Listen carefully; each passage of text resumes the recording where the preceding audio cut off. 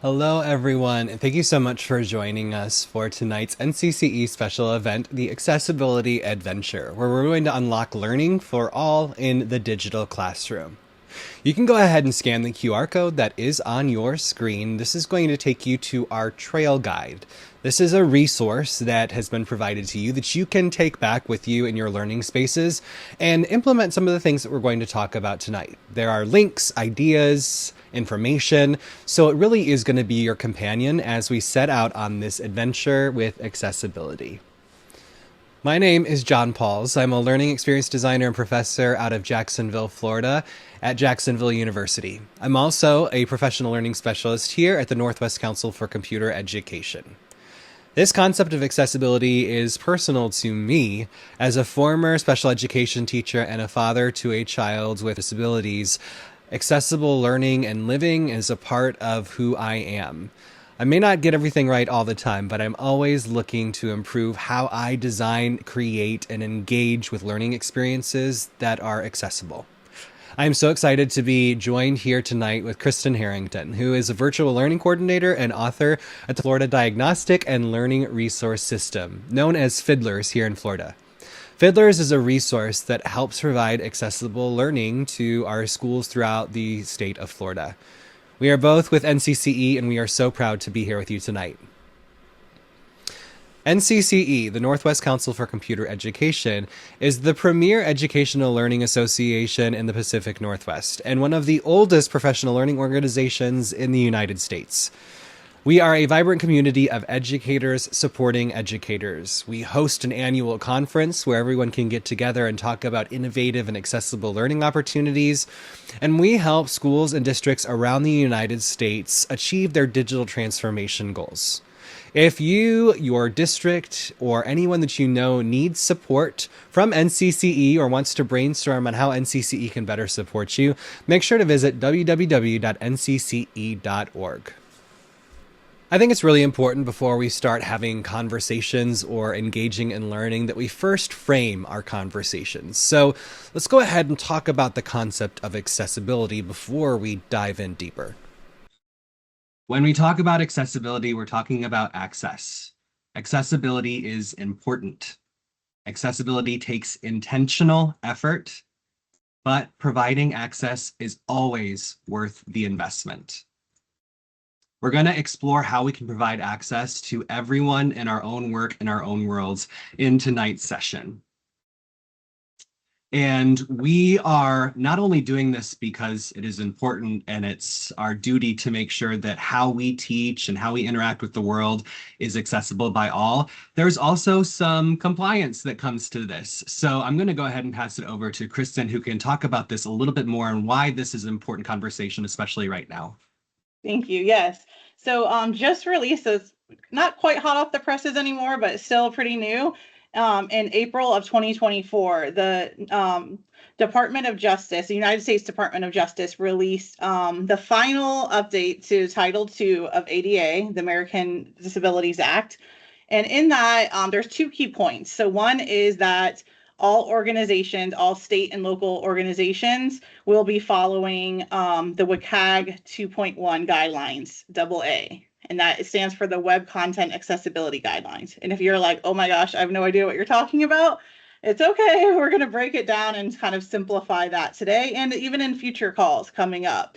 And one thing I really want to point out with that, there are some timelines with that, which we'll get into a little bit tonight and in future webinars too. But the thing I really liked about this update, when they really personalized it for individuals with disabilities who want to build independence. So that was the key thing I kept seeing over and over in this rule is building independence and also like equitable access. So one example they gave is like if you are trying to renew your driver's license online or trying to, so we'll just go with the driver's license. And someone that if they don't have an accessible platform previously that that department might have asked them to come on down and someone will assist them, and that's not equitable access, where the rest of us can go on and in 10 minutes when we forget on our birthday we can go in and renew. They don't have that luxury, and that's not equitable. But also their privacy is also at risk there too, because they have someone else kind of standing over them. So that always stands out to me, and it makes me happy to learn all the rules because I'm still learning, and happy to apply them because I realize like this is giving everyone access to what they need. And again, I don't think I mentioned this, but this all applies to digital accessibility. So we'll continue like breaking it down little by little. But that was the thing I want all of you to keep in mind, because it can get very technical, but this is always about humans getting the access they need. Perfect. So we are, and just like Kristin was just saying, uh, as someone who's lived in this space for a while and worked in this space, I still get things wrong. There are so many things that we overlook.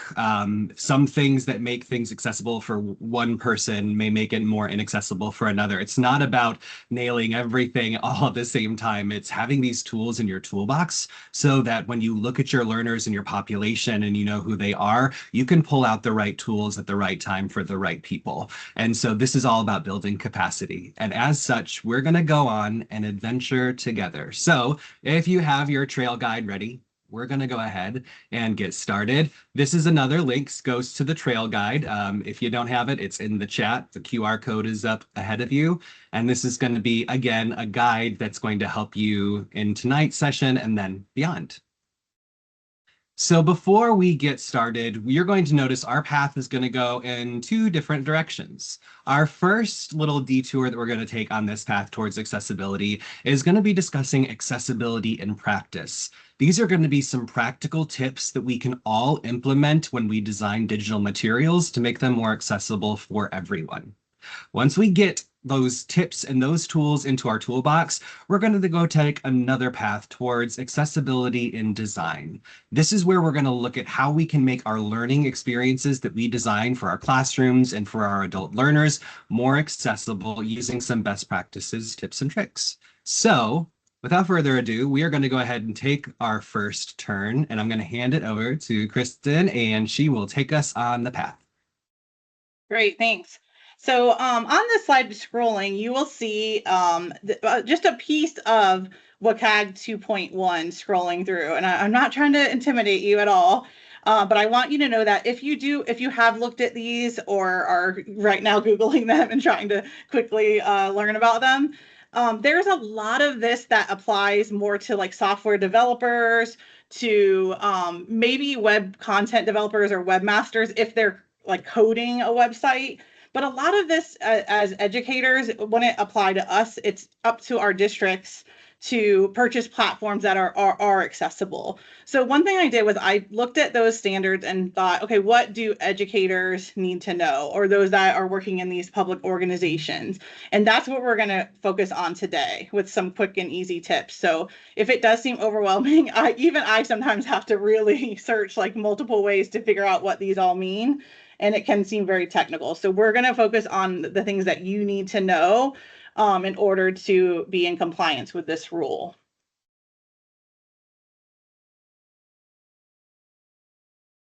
Okay. So if we break down the guidelines, they are all focused on these four things. So the first word there is perceivable. And with that, we want everyone to be able to access content with using all of their senses. So that's the perceivable. Operable refers to being able to kind of just navigate and actually use the content or the platform that it's housed in.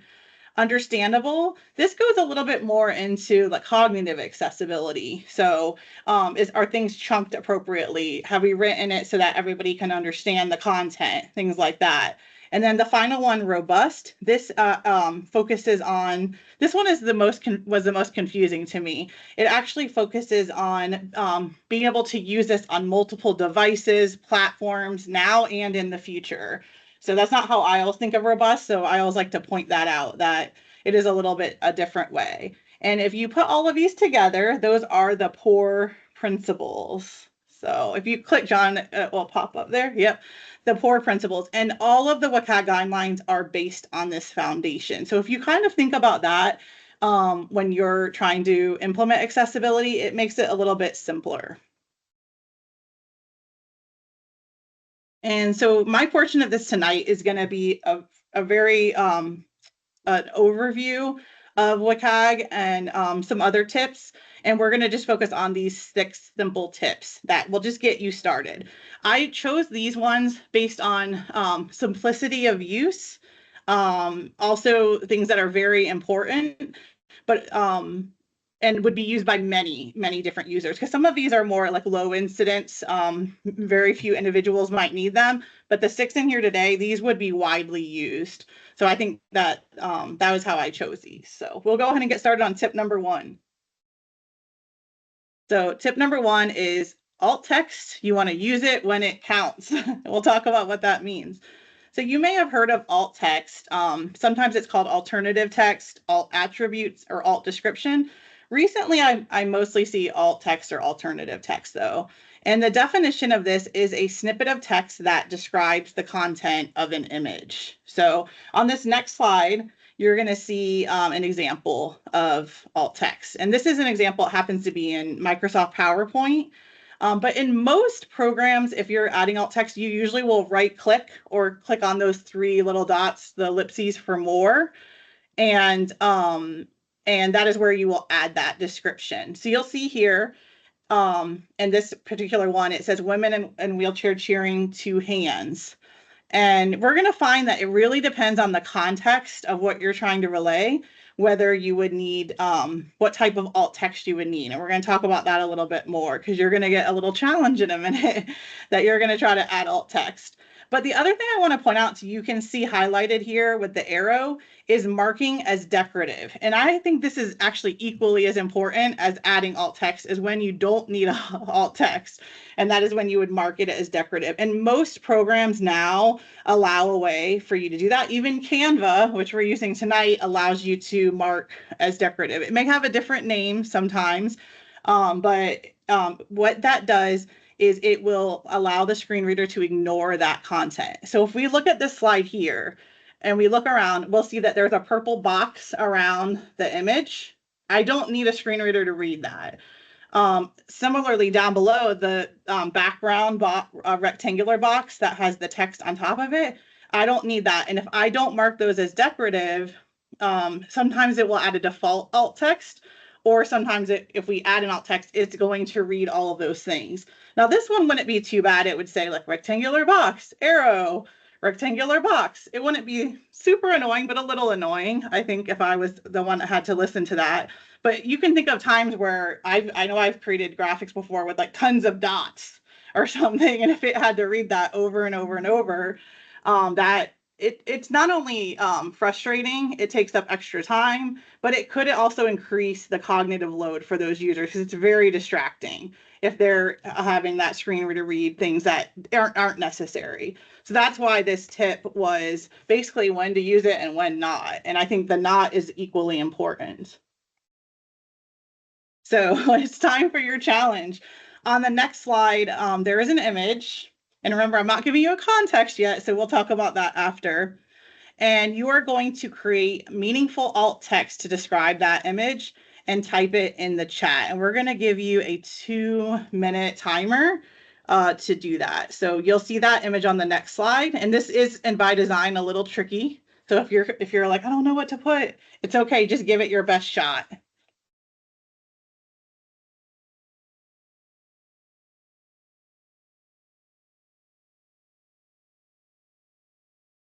Wow, and you guys are typing already.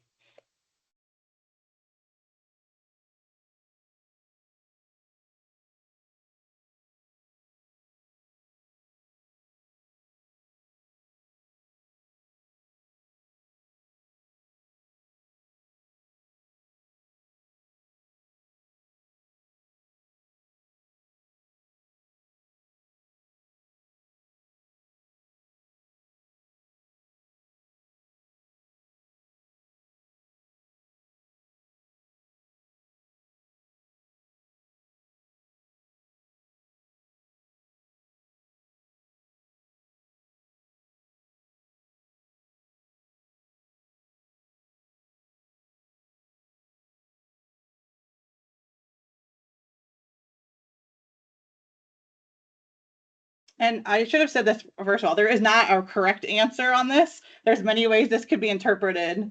So you'll see there's different choices coming in already in the chat.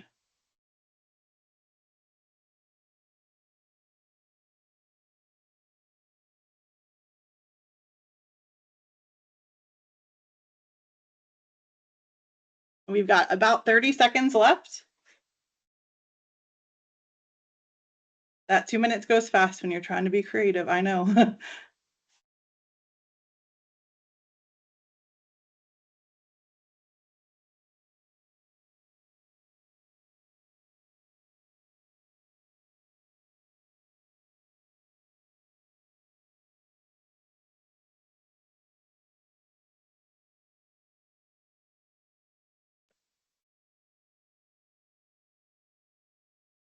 All right, and time is up. And you all gave me some good ones for talking points, so thank you for that. The first one I'm going to point out is Kelly's, which says red race cars. So I can think of some context where that would be appropriate. So let's say we were presenting this in class where it was a math problem or something about cars, and it asked, hers doesn't have a number, but let's say she'd say one red race car, one white. That would be appropriate in that context. I'm going to jump down now to Dixie's, which is very descriptive. Two Formula One red race cars with drivers speeding down a racetrack with a blurred background to indicate high speed. That would be a great example in like a fiction story. Like there was a digital fiction story being read where you really want the students to really get a descriptive image of that picture. So those are good. So again, there's no correct answer. It really just depends on the context. And also, there's a chance that this could just be decorative. Because if you have, let's say, a presentation and it's just about like quick ways to use Word or something like that, then this probably doesn't even need to be described. It doesn't need to be something that a screen reader reads. So so all of these are correct, but at the same time, it really is just looking at the context. So excellent job. You aced that first challenge. We're going to move on to the second tip. This is use colors that pop and also everyone can see. Most important. So this is a WCAG standard. It requires that all background and foreground, so typically we're going to say font and background text, are going to be a minimum ratio of 4.5 to 1. That may mean nothing to you, so I'm going to try to break it down a little bit. But if it still means nothing to you, it's okay because we have a tool that is going to find that out for us. So if you see on this slide, we have the checking color contrast title at the bottom in white. So that would be the foreground color. And then the background is our beautiful NCCE purple. I'm not sure what the color is called, but it's a nice purple shade. I might call it Barney purple, Barney the dinosaur purple. But it is there, and that is the background color. And the most contrast that you can have, if anyone knows it, put it in the chat. What are the two colors that provide the most contrast? I'm gonna give you like 3 seconds. If anyone knows it.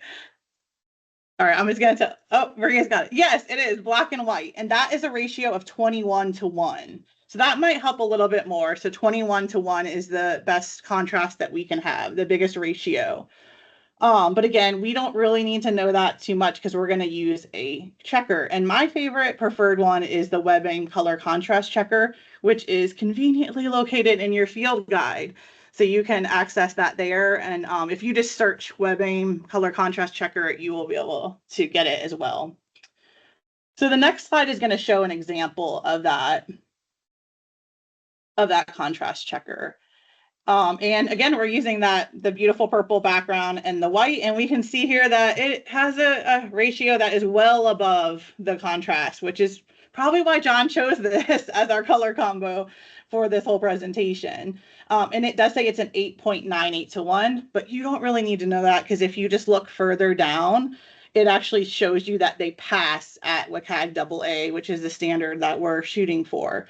AAA is even more strenuous, but we don't really need to worry about that. We're shooting for the AA. And then also it tells you if it meets at large text as well. You'll notice some things on here too, is that it has the hex code value that you can enter for both the foreground and the background. And you'll also see underneath there that there's a little sliding scale. And the next slide is going to demonstrate that a little bit more, because we actually are going to, on the next slide, show you one that doesn't meet color contrast and what you can do right in the color contrast checker. So this one has a 2.04 to 1 ratio, and down below you see it is failing on all of it. But this little slider is going to slide down, and you'll see it keeps going, and that green gets a little bit darker until it passes right here at 4.59 to 1. And you'll see that it does pass AA right there. So that is just a quick little snippet of that WebBeam color contrast checker. I really recommend it. It's really nice when we have brand colors like NCCE does, or hopefully your organization does, because then you can just check those once and you already know which combinations will work. Typically in a color palette, some will work with a white font and others will work with a black font. And actually the next slide is going to show you a tool that will check that.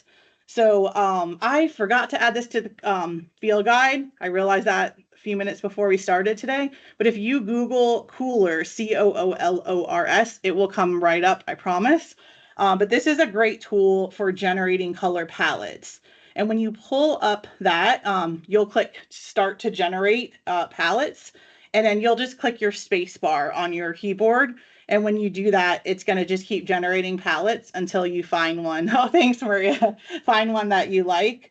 And then if you look at the smaller image on here, it says check contrast at the top.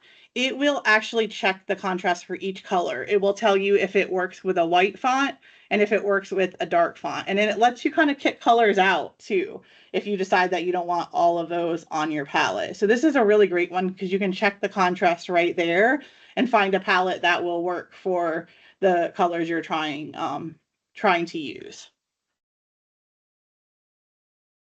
All right, we're on to tip number 3. We want to style your docs like a pro. And this is another WCAG that can sometimes seem confusing. I know this was one of the things that threw me off a little bit when I first started implementing the accessibility guidelines.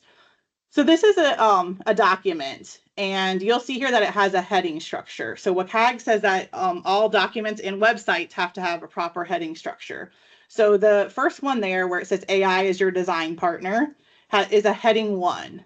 And if you think of it like an outline, when we drop down below, you'll see that that's slightly smaller but still bolded text. We have that listed as a heading 2. And then there's another heading 2 below that. Everything else there is normal, which we're going to look at on the next slide. But first, before we move on, I want to talk about how a screen reader works with this.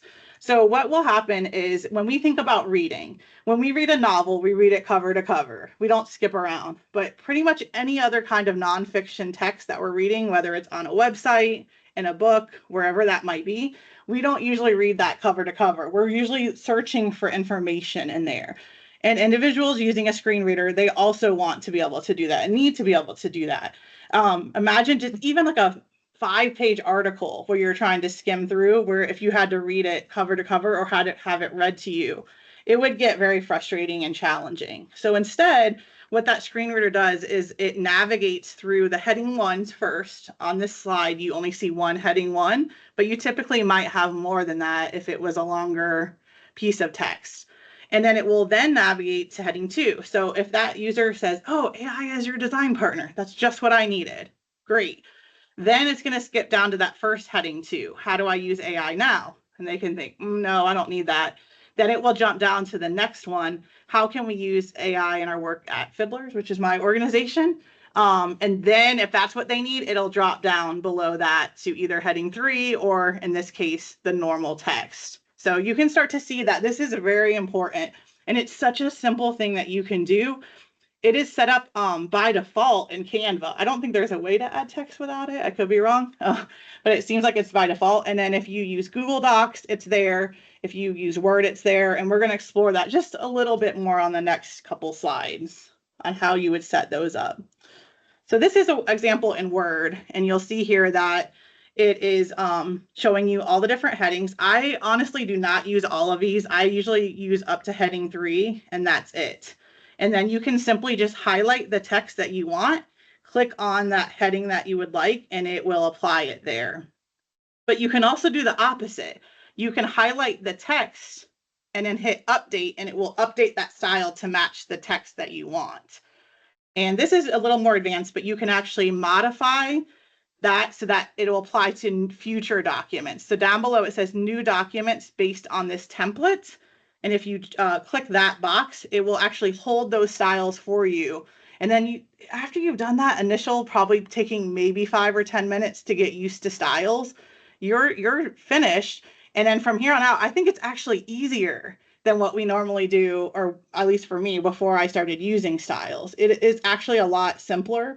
If any of you have ever tried to make a PDF accessible, this is going to be life-changing for you, because if you're not using styles, it can take a very long time.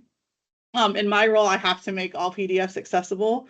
So that's the really good thing about using styles. Sorry, I know that repeated there. On the next slide, it is actually going to show that same thing in Google, which actually is even a little bit more simple in Google Docs. So you would just go to Format and then Paragraph Styles, and from there it shows you all those different styles. And then same thing below at Options, if you kind of see how it scrolls down, you can save those as your default. And same thing, every time you open a new doc, your preferred fonts are going to be right there. I know this is just a very quick snapshot. Future webinars, we're going to go even more in detail into some of these, and maybe even kind of do workshop style where you get a chance to try some of these out. But I promise if you kind of dig into this, it is not too challenging to learn. And once you get the hang of it and just start using it, literally every time you create a document, it's just going to make it automatically accessible. All right, tip number 4. So we just talked about fonts a little bit, and now we're going to go into fonts with flair and accessibility. Now, I want to do a little disclaimer here that this tip doesn't quite align with WCAG. I mean, it aligns with WCAG, but WCAG does not specify font size or types. It doesn't do that. However, if you search through some other organizations that advocate for individuals with disabilities, they kind of provide an extra layer of guidelines that WCAG doesn't, and that's what I'm going to show you today. So this next slide shows that a guideline to use only 2 to 3 font types or sizes in your presentation. Now, this is just a guideline because there can be instances where you would use more, but you'll see here in ours, there's that header, that beautiful header font. We have a body font and then possibly a caption that might differ.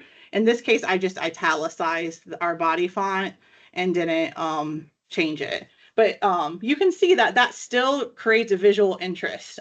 John created a lot of this presentation, and I at least feel like it's very visually appealing. It looks modern and current. It definitely is not boring. And I know that there's times where I've heard people that didn't want accessibility, yeah, everyone's cheering, didn't or felt hesitant to implement accessibility because they thought it would be boring. Like the fonts had to be a certain way, but it really does not need to be. There's fun things that you can do with those headers, but you really want to make sure that the body fonts are something that's really clear and easy to read. And we're going to go into that a little bit more on the next slide. So instead of varying your font too much, one tip is to use capitalization or even bold or other italics or other font things to highlight those keywords rather than changing the font. And we're going to now go into some font guidelines. So now this is debated. For a while, this was kind of the standard, and now there's still some more debate about it. So you can research yourself and kind of decide, but generally, experts will say that sans serif fonts are better for web and presentation accessibility. So anything digital. And below, you'll see that this is the first one here is a sans serif example. And John, if you can just click one time on the animation, that is showing serif. So the difference is that serif fonts have those tails there, those little tails, and those indicate that it is a serif font. So a popular serif font is Times New Roman. And I said below that sans serif was more for digital, and serif typically will be for print. So if you pick up a book, if you have a novel on the desk next to you, most likely it's probably going to be a serif font, and typically it's going to be Times New Roman, because It's known that if you read, I should go this way because you're reading this way from left to right, that you kind of follow those tails, but that doesn't typically apply to web. However, there are exceptions to this. So WCAG has not firmly said sans serif, but I personally usually will use a sans serif font on digital because for most users, this is the one that is the most accessible. And again, that's your body font. Your header font can be a little more decorative, but just something that still, the users are going to be able to read. Yep. Oh yeah, sans serif. And then again, font size is not something that is in the WCAG, except for when it comes to that color contrast that we looked at earlier with the body text and large text. However, there are some general accepted rules. So for presentations, that would be either a 30 to 44 point font for the header and a body text a 20 to 24. So our organization, we follow the FLDOE, Florida Department of Education guidelines, and they ask us to have 24 font as the smallest. It can be challenging, but the smallest on our slides. And once you get the hang of this, it is very helpful because you'll see that it's just the slides are just cleaner because there's less text on there. It actually does help with this instructional design as well. And I've been guilty of trying to cram a lot on there just to like have fewer slides, but we really want to try not to do that. And then when it comes to documents, they suggest a header of 18 font and then a body text of 12. And the interesting about this is I know a lot of times the fonts will default to an 11. So I always have to then save a new default. So just note that sometimes they'll default to an 11 point font and we want to try to do a 12 for that accessibility. All right, so we have a 2-minute try it again. This is the last one of my section. And I challenge you to open your favorite presentation, or it could be a document tool as well. So if you want to do Word, Docs, PowerPoint, Canva, whatever that is, and your goal is to choose an accessible font, which for today we're going to say is a sans serif, the font that doesn't have those tails, something easy to read. And then in the chat, tell us what font you chose. What is that font? There's a lot of choices. So which one? And if you do have something for print, and you want to choose a serif, you can put that in the chat, but just let us know that you're printing that document. And that's why you chose the serif font.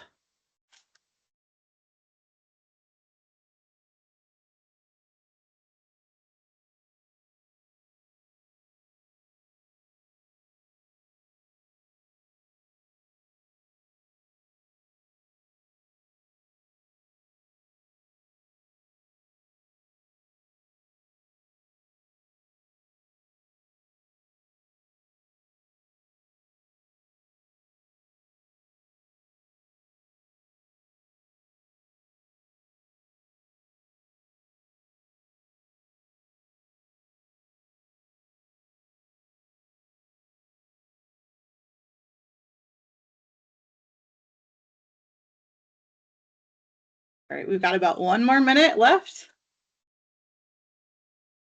Again, any tool that you'd like to look at and choose a font. And then I'll tell you my favorite, or at least my favorite this week. All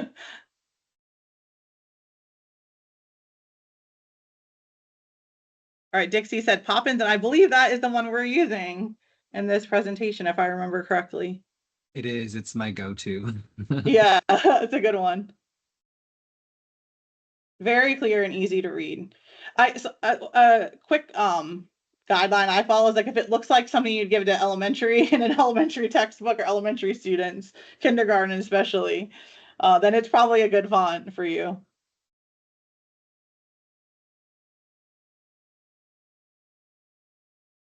Oh, awesome. So Sarah was saying she does use Times for the preset font. And that makes sense because for a library, it makes sense that that would be a default because there a lot of things are printed in a library, printed text. And Maria said Atos, that means you're like a trendsetter because I think that's the newest font that was released. So that's awesome.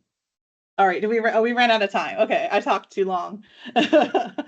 All right. Oh, so my favorite is Avenir Next, or not? Is that it? Yes, Avenir Next. That's the one I've been using most recently. I like that one. But you guys all had ones that you all nailed it. It is all sans serif. So now we're moving on to tip number 5, which is captions, not just for movie night. And this is something that, like John said earlier, that we still have to catch ourselves. And this is one that my network will remind me if I forget to turn on captions. The great thing now, we use Zoom a lot, and Zoom automatically now you can have it enabled so that individuals can turn it on and off, which I love. On PowerPoint, I have it set to always use subtitles as the default. On this image on here, you'll see that if you go to the slideshow tab in PowerPoint and then slide on over to the right, there's that little checkbox to check always use subtitles. So I recommend having that on. And there's times where you can also toggle it off when needed, like when you're having conversation with other presenters, you may want to toggle it off. But the quick directions are on here.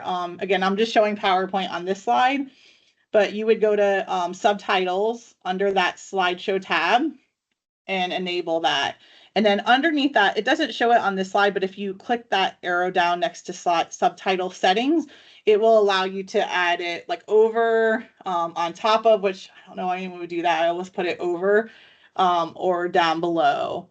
And then those are the settings that you can use. So we typically use PowerPoint a lot because it has a very robust accessibility checker, and it has that really easy go-to subtitle or caption settings, and they're really pretty accurate. They've gotten so much better. And then a lot of people I've noticed, they want the captions even if they don't need them. They're just helpful. I was in a training today where they had videos with students and you could barely hear the students. So captions are very helpful sometimes when either you're sitting far away from the screen, far away from the speaker, and it's just kind of helpful to have it. Or if you just miss something really quick, like you weren't paying attention, and then you can see that caption there. Thumbs up if you use captions, like if you watch Netflix or any shows. You can go ahead and move on. But yes, thumbs up if you do use captions in your daily life. Yes, I do too. It took me a little bit of time. This slide is just showing that example I talked about, where if you click the subtitle settings, you can go ahead and click on bottom, top, below, or above on where you can place those in that. And I should have put an example in of what it looks like when they're there, but it really just becomes like part of the presentation and not distracting. It may be distracting for someone that's not used to it for just a small amount of time, but providing that access to those who need it like far outweighs that little bit of getting used to that it might take. So the next slide is just going into in other platforms. So in Google, it's a little bit different. You actually have to go into full slideshow mode, like you're ready to present. And then the caption settings are there under the little ellipses, 3 dots. And you'll see there it says caption preferences. And then from there, it will allow you to adjust like the size, and then also where those captions are. They're not as many options, but it still works really well, and they're pretty good captions. One difference is that Microsoft PowerPoint does allow for language translations. So any educators that have a student who might need in a different language, it will provide that, whereas the Google at this time at least does not. Now, if you are using Canva or any other slideshow slide deck type program, there is also something called live captions in certain versions of Windows. If you have a newer version of Windows, look into live captions, because that will actually overlay captions on anything you're doing. This is also good if you're showing things on the internet. It's really helpful for that as well. So, and this could be something that in a future webinar we go a little more in depth with. But we're moving on. This is the last tip, tip number 6. So we want to create links that mean something. This is maybe the easiest to implement, I think. So here we see 2 links. The first one is a full URL. So number 1, this isn't very descriptive to show a screen reader for someone using it to know what is really going to be there. There's sometimes links that barely explain what is behind that link. But another thing is that's a lot to listen to. If a screen reader is reading out that full URL, that's just tedious and taking up too much time. So the thumbs up is going to the one below, which simply says webbing color contrast checker, and it's going to link out to that. Now, one exception to this, I would say, is if you are providing a print, like a flyer, and you have to put a link on there, you may have to put either a shortened URL or a full URL, not descriptive, and then just have the description next to it. Because obviously they do need that actual link in order to get to that information. So this is an exception when you're printing a flyer or something similar, a little postcard to hand out. But other than that, for anything digital, we want to have meaningful links included. One big kind of no-no, which I had been doing until recently, is our web tool that we use has a default read more. And if you, now that I've said this, you're going to notice it everywhere. If you're looking at websites, it'll have little posts for blogs and it will say read more, read more. And it's nice because then you can click and go out. But a screen reader just sees all those read mores and they have no idea what's behind it. So we want to instead put a descriptive, maybe cut that read more, and actually the title of the article or whatever you're linking to. Or actually say read more about blah, blah, blah, and have it there. So we want to get used to not having those read mores. And that is my final tip. So I'm going to turn it back over to John. He has a much better radio voice than me. So you should be excited now to hear from him.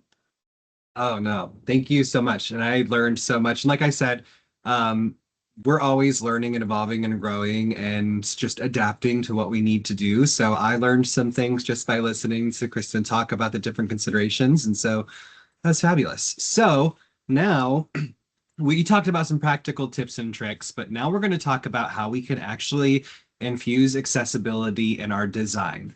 Whether we are designing things for our classrooms or our professional learning communities or for our conferences, there are strategic things that we can do to make sure that when we cast that instructional net, we cast it as wide as humanly possible to make sure that we are securing and including all of our learners. So again, when we're designing these accessible experiences, there are strategies. We love a good tip, trick, model, framework. And so we have a really nice one that we can use that really casts this wide net. Before we dig into that net, let's go ahead and again frame our conversation. When we talk about accessible, we're talking about something that can be easily reached, entered, or used by those with disabilities. And when we talk about inclusivity as part of accessibility, we want it to include all, we want it to be easy to use for all individuals. And then when we're talking about learning design in these next portions, we're talking about the systematic planning and structuring of educational experiences and resources to achieve desired outcomes. It's what we do when we create professional learning. It's what we do when we plan our lessons in the classroom. There are things we can do to make sure that it's accessible. When we talk about accessibility, typically we're going to talk about having multiple forms of the following in our lessons or strategies. Multiple forms of engagement, multiple forms of representation, and multiple forms of action and expression. I want you to think about that fishing net, a big wide fishing net, we're catching all the fish, okay? So one framework that is universally used to create more accessible and inclusive learning is known as the Universal Design for Learning, or UDL. And so I have chosen this framework and this concept because it is so widely used, and it is used to ensure that everyone in our classes and our professional learning sessions, that they can have equal voice and choice and engagement. And so if you have not heard of this before, if you have heard about it but maybe not done anything with it, it's a tool that's used to implement the Universal Design for Learning framework or these guidelines. These guidelines, when I show you this picture in just a minute, it's going to look like, whoa, that's a lot of information, but I promise it's not. We're going to chunk it. And so this is how we can use this framework to improve and optimize teaching and learning for all people. And it's based on scientific insights on how humans actually learn. Now, what you'll see in front of you is three little areas: design multiple means of engagement, multiple means of representation, and multiple means of action and expression. And so this is what we're going to dig and dive deeper into right now. If you ever need to look up these guidelines on your own, I encourage you to do so. It's udlguidelines.cas.org.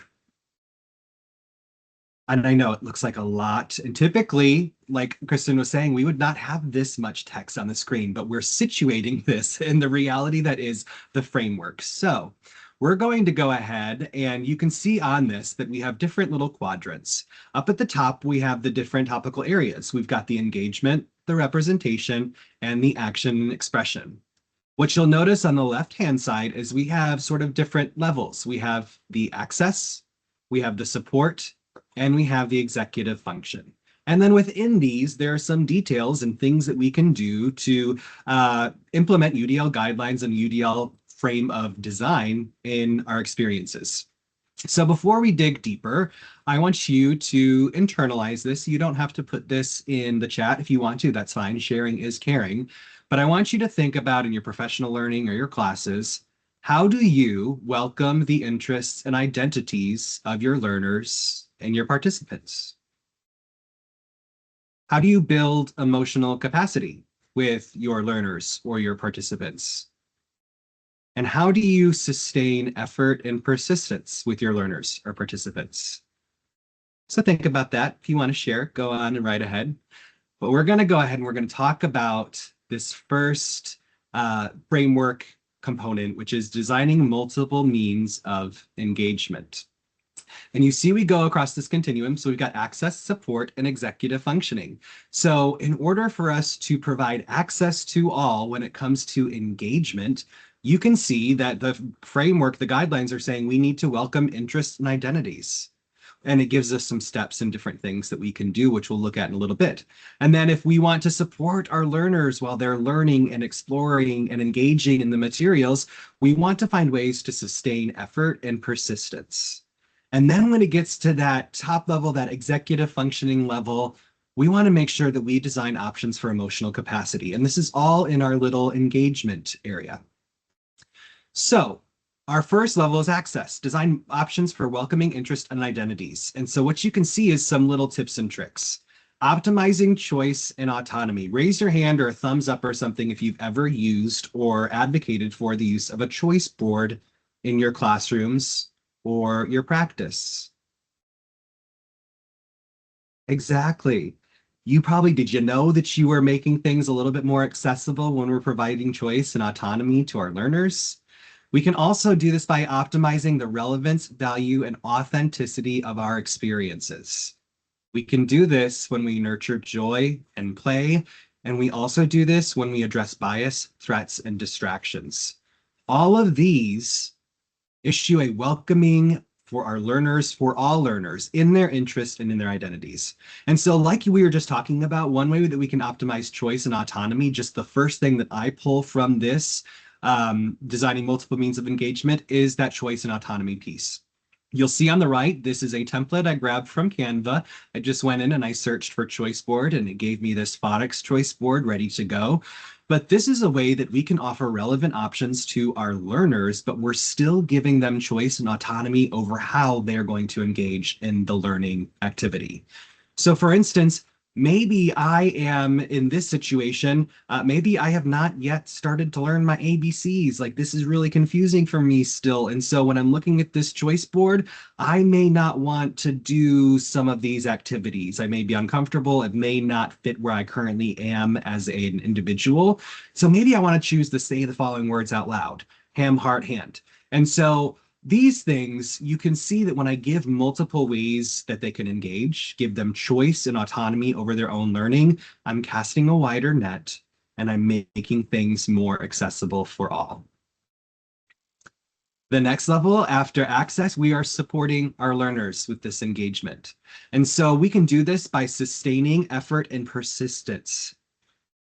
We can do this by clarifying the meaning of purposes and goals. Why am I asking you to learn the things that you're learning or do the things that you're doing?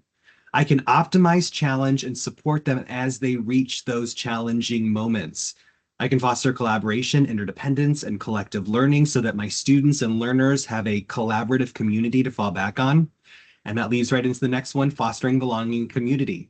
And I can offer action-oriented feedback, give my learners exactly what they need when it comes to the feedback, and that we make things a little bit more accessible.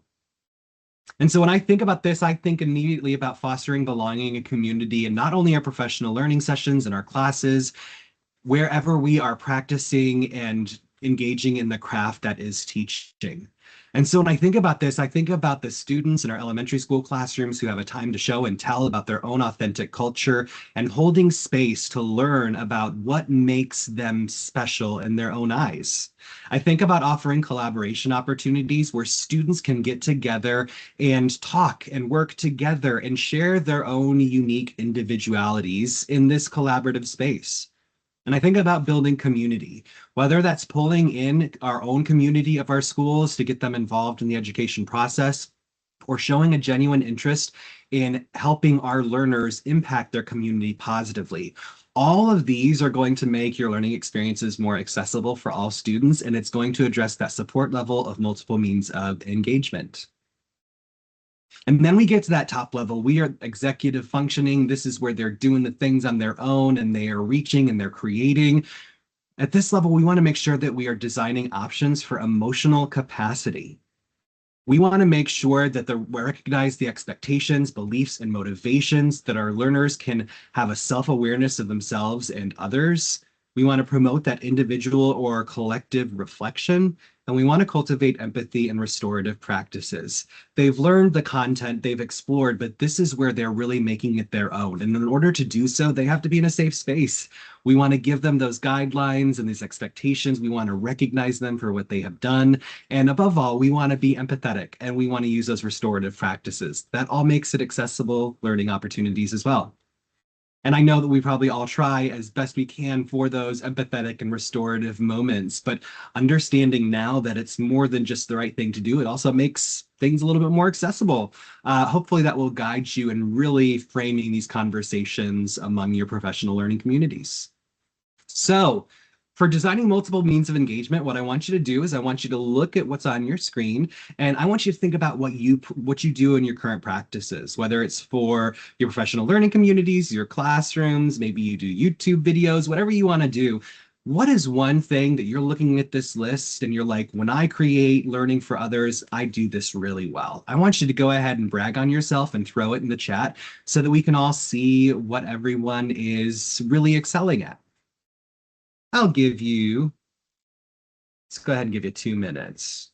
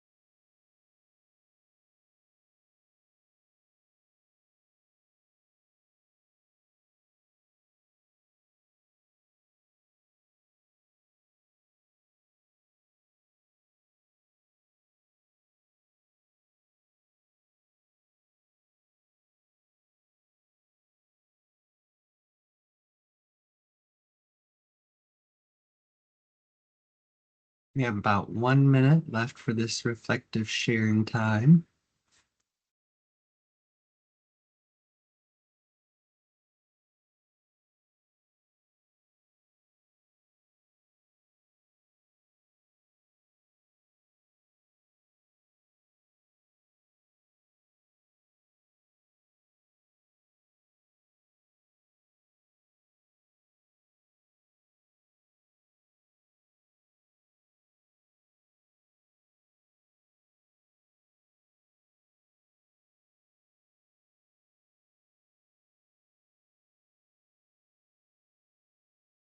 Got about 20 seconds. I'm going to say shout out to Dixie, who says that she's really good at promoting individual and collective reflection and providing opportunities for collaboration.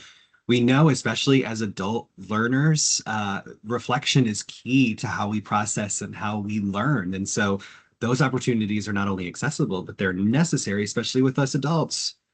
Maria tries to make everyone feels welcome by showing the importance and presence and participation in the activity. Maria is always that welcoming soul, so I am seconding that glow.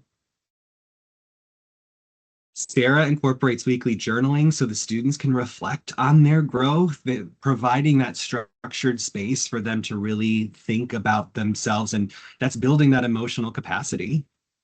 Shannon definitely fosters belonging, and Tim is getting better at offering choices. And somebody early in our chat said AI is really helping with these choice boards. That is absolutely the case. If you get stuck on what choices to offer based on an instructional activity, head to your favorite AI tool and ask it to generate a choice board or some ideas. It's a fantastic thought partner. Thanks so much for sharing all of that, friends. So, we talked about that little area, but now I want you to go ahead and internalize. Think about the following. How do you, in your learning development, how do you optimize perception? How do you address language and symbols? And how do you build knowledge?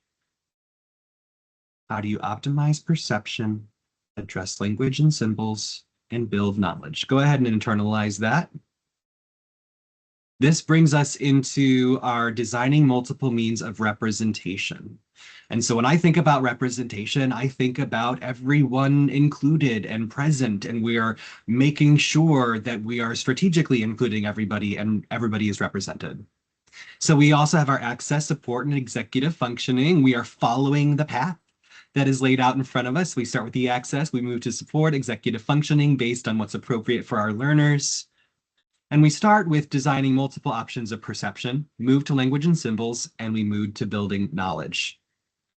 So when it comes to access, when we design options for perception, we can do the following. We can support opportunities to customize the display of information. We cannot control how others perceive our content, our learning materials, our instruction, but we can support them in allowing them to customize their own displays. We can support multiple ways to perceive information, and we can represent a diversity of perspectives and identities in authentic ways. So if I were to pick one of these, one of my favorites as an instructional designer who works with faculty to create university courses is drilling in the importance of multiple ways of perceiving information. This could look like having a podcast that relays auditory information about instructional content. This could be like what my son needs in order to communicate with the world around him, which is symbols, like what you see in front of you, picture exchange communication system. My foreigner students and my son will actually communicate by exchanging these symbols. But symbols are also really important, whether we're putting them on bathrooms or in a slide talking about these things. We can use symbols to provide alternate ways to understand the information being presented. And then we talk about diverse engagement and assessment. One of my biggest pet peeves as a learning designer is multiple choice questions. There's a time and there's a place, but there's also different ways that we can assess our learners that may make our instruction more diverse and accessible.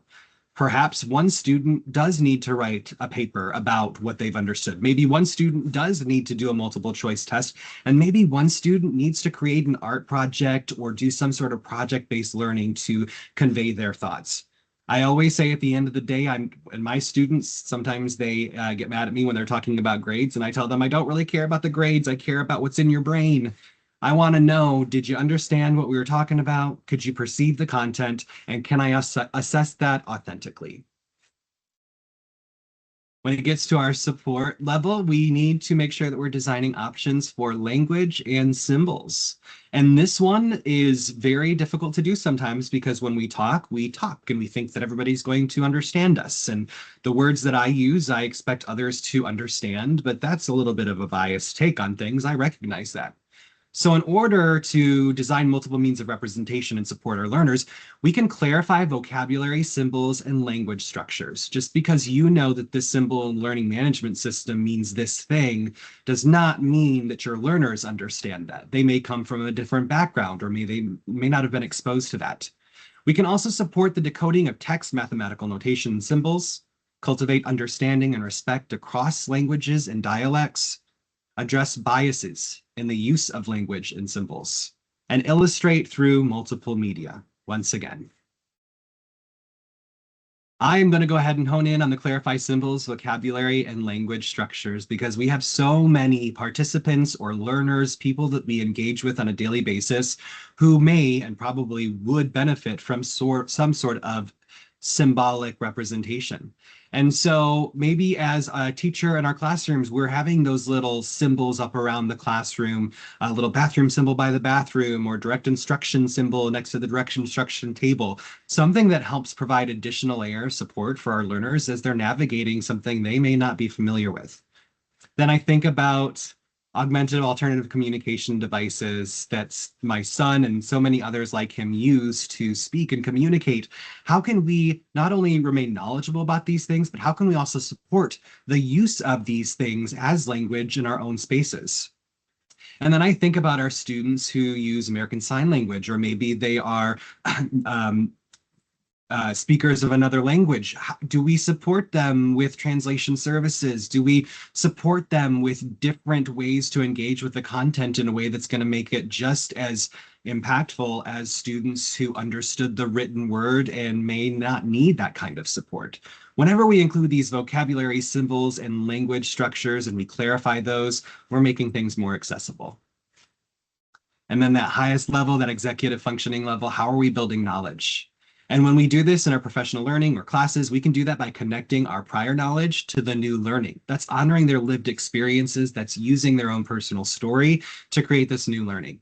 We can highlight and explore patterns, critical features, big ideas, and relationships, not assuming that they understand the connections, but really highlighting those connections as core parts of the instruction. We can cultivate multiple ways of knowing and making meaning. What does it mean to know something? What does it mean to make meaning of something? And what does it mean to demonstrate that? And we can maximize transfer and generalization.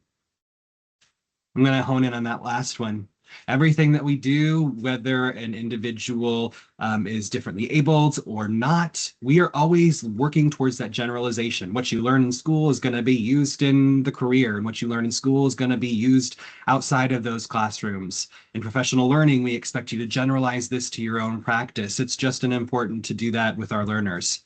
So what they're learning in our classrooms, what they're learning in our professional learning sessions, how does that tie back to their own unique lived experiences? How do we show them the value of these skills in a way that is applicable and authentic to their own lives? I want you to think about the designing multiple means of representation. And again, I would like you to share a glow in the chat. What are you good at when it comes to providing multiple means of representation? What does that look like to you? You have 2 minutes. I can't wait to read it.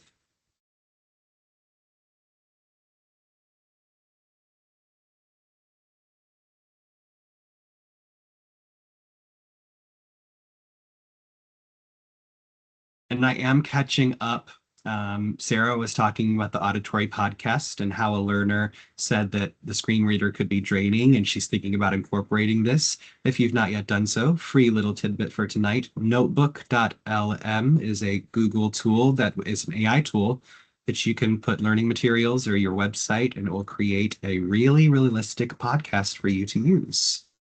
Oh, there you go. Kelly's talking about it. It's fantastic. Thanks for sharing, Kelly.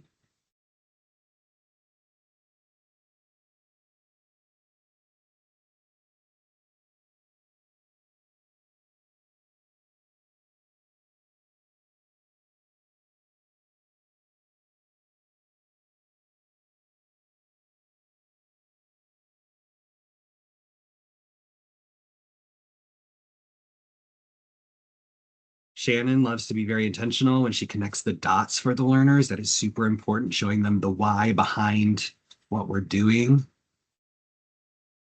Sarah built a pathfinder about digital literacy, provided an infographic, transcript, websites, books, and articles. I love that. We are really building those systems that are supporting them. We're including a variety of tools, strategies. Fantastic.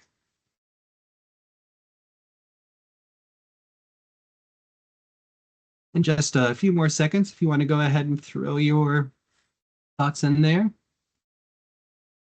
Yeah, Maria connecting the prior knowledge.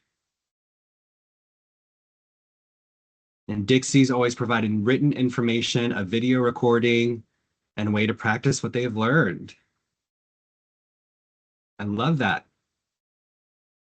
Yes, so many great ideas. And so, again, part of me asking you to reflect on these things, one thing, that's what we're really should be doing as adults, but also accessibility can be that intimidating word that everybody runs from in the water cooler, and everybody thinks that this is the most terrifying thing. You're already doing a lot of accessible practices. You just didn't understand maybe necessarily that was the frame of reference you were approaching it. And so now that you know that you're already doing some, let's go ahead and do a little bit more. It's just that naturally evolving. Nobody's going to be perfect, but we have that awareness and a desire to do more for everybody. Okay, next, internalized reflection. How do we design for interaction? How do we design for expression and communication? And how do we design for strategy development? So when we're thinking about our learners, how do we decide how they interact in a session? How do we decide how they're going to express themselves or communicate with each other? And how do we help them develop strategies? This brings us to the designing multiple means of action and expression. And in here, between access, support, and function, we are moving from designing options for interaction to designing options for expression and communication, and then strategic development. So first they need to interact, then they need to express and communicate, and then they're going to strategically develop new skills and goals. So how do we do this? In that access level, we can vary and honor the methods for response, navigation, and movement. I have heard a lot of things about varying presentation and response and choice, and that just seems like a pervasive theme and something we could all do in our courses to make things a little bit more accessible. We can also optimize access to accessible materials and assistive and accessible technologies and tools. And I will say, as much as I try my darndest to make sure that everything is accessible with my materials, I still probably am not successful for everything. And so do not feel bad, whatever current level that you are at, because there's always more to learn and more to grow. And I believe in all of you. We can do it together. And so when I think about this level, I think about multiple methods of response. And this is something I've been a big proponent with the courses I design, the courses I teach. I, as a learner, do not want to write that much. That's not my preferred thing. And so I know if that's me, there are others that are different as well. And so I like to cast that wide net.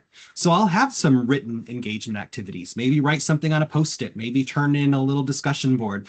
But I'm also going to give them an option to do a video recording, because if that's what it takes to get that message conveyed, then that's what I'm concerned about. And I'm also going to give them some opportunities to institute some project-based learning, because I know that there may be learners who cannot articulate themselves as effectively in a written or video format, but they can really express themselves when they are creating. We are not all the same. And so again, that wide net we are casting is super important.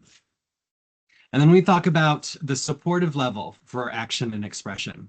How are we designing options for that expression and communication?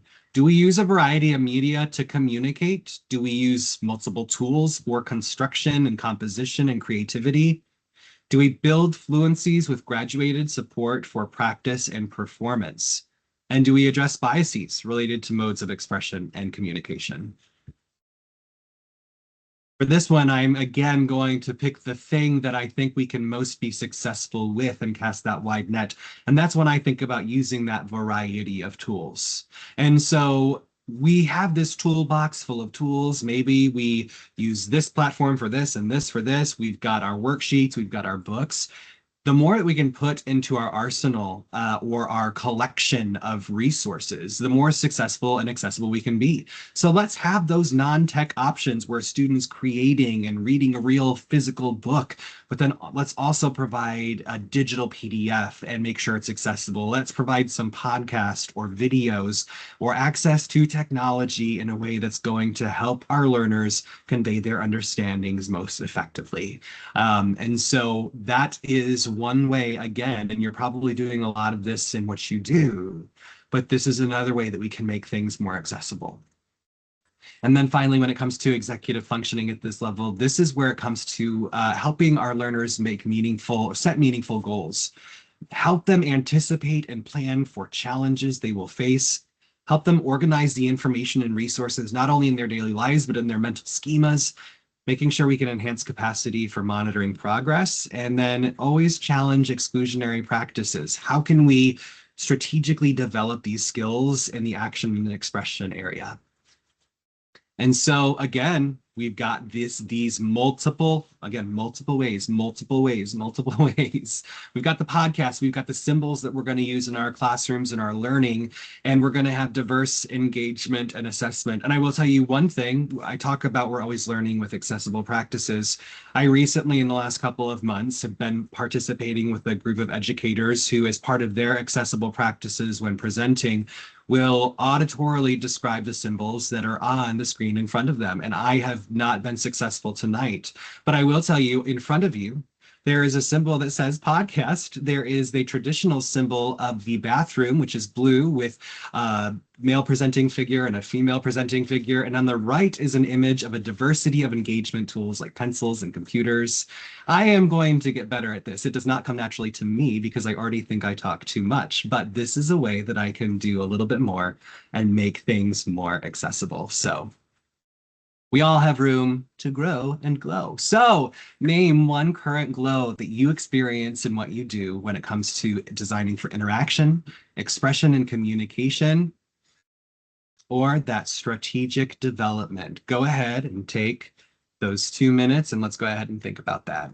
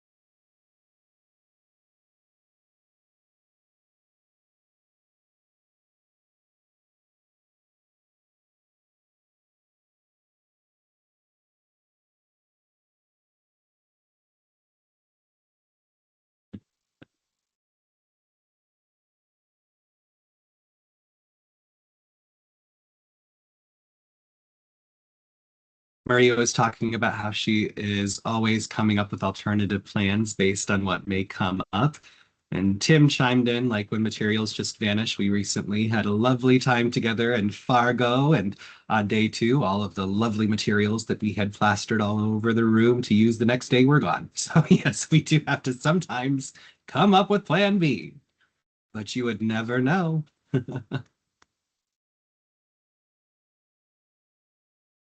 And absolutely, Shannon, so great to have these colleagues be accountable, help us be accountable and strive to do more. There's always room for improvement with everything that we do.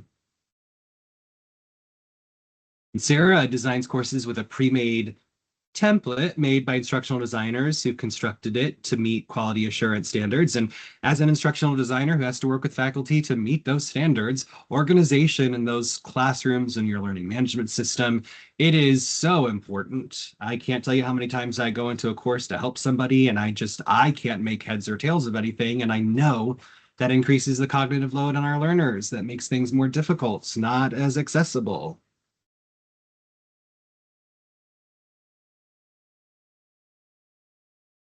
And then Kelly does a lot of AT trainings, been asking teachers at trainings what's been working for them for accessibility.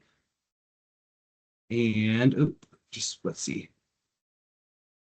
Gets the building teachers talking with each other and sharing ideas. Yes. It's all about how we approach the conversation of accessibility. I myself have been so turned off on some conversations because I felt like I was not a good teacher because I was missing things. And I promise you are all fantastic teachers or specialists or educators or parents. You're doing the best you can, but we don't know what we do not know. And unless you've lived in this space or had to use these tools, you may not know. I have personally been using screen reader software to read things just to help me while I'm doing other things. And that's when I come across, oh, that picture did not have alternative text because it didn't tell me anything about it. And so I have been trying to put myself in those situations to understand as I design just what that experience is. And you all can do that same sort of process as well. Perfect. All right, friends. So that is sort of the conclusion of an introduction to our accessibility adventure, but the journey does not stop tonight. This was sort of you were meeting at the summit. We are about to start on our journey. We have our map and we started going on a little trails, but there are mountains and peaks and valleys to explore, and we're going to help you with that. So we hope that you will go ahead and check out social media. Make sure to follow NCCE. We're going to put the hashtags and the accounts in our chat for us. Marie, if you could do that for me while I'm finishing this out. But we are planning on having multiple more in-depth sessions throughout the next several months. And so we're going to dig deeper into engagement and dig deeper into representation and dig deeper into action and expression. What does it look like? How does this look like what does this look like in my classroom or my experience? And we're going to embed those tools that Kristin was talking about throughout all of this. And so it is going to be a much deeper dive, and we truly hope that you will come back with us and learn with us and explore with us. The more exposure we have to these concepts, the more we invest our own time into making things more accessible, the more beneficial it is for everyone. So I want to thank you all for being here. Kristin and I will also be talking at the Live from NCCE on December 12th. Make sure to put that in your calendar. We're going to do a more abridged version of the things that we were discussing tonight to make sure that we can get this information out to everybody because it is such an important and vital area of discussion. I also want to encourage you, if you've not done so, go ahead and register for NCCE 25. It is going to be in Seattle. It is the Northwest Premier EdTech event. I was a speaker at it last year, and it was by far my favorite conference that I have ever attended, not only because of the connections, but the expertise and the community that you get to be a part of. This year, we are featuring Dan Fitzpatrick, also known as the AI Educator, and Matt Miller, author of Ditch That Textbook. You may have heard of them. For more information, make sure to visit www.ncce.org. We also want to make sure that we are practicing what we preach when it comes to what we do at NCCE. And so a big emphasis has been placed on making our conference more accessible, more inclusive, making sure that everybody's voices are heard. And we are so proud that at NCCE 25, we are going to have an even more dynamic and diverse voice and thought and practice. We're going to be able to learn from so many amazing practitioners and scholars. So you don't want to miss that. And again, if you are not familiar with NCCE, we are the leading organization for professional learning for educators by educators. We prepare faculty, staff, and leaders to thrive in this ever-evolving educational landscape. We are practicing educators and coaches from around the United States who share our time and knowledge with others.